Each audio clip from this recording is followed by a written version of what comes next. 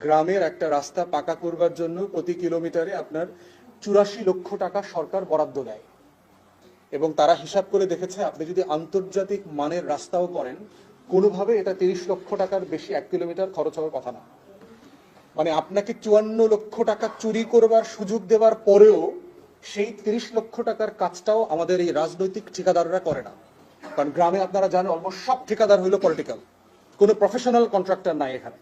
Road building এর অথবা engineering এর কাজ যারা করেন, ব্রিক বিল্ডিং এর কাজ করেন, অলমোস্ট এভরিবডি যাদের সাথে কথা বললাম, ঠিকাদারের খবর নিলাম, ঠিকাদার অমুক দলের তমুক সম্পাদকের পোস্টে আছেন, অমুক দলের অমুক গ্রুপের তমুক পদে আছেন, সব ঠিকাদার হলো পলিটিক্যাল ঠিকাদার।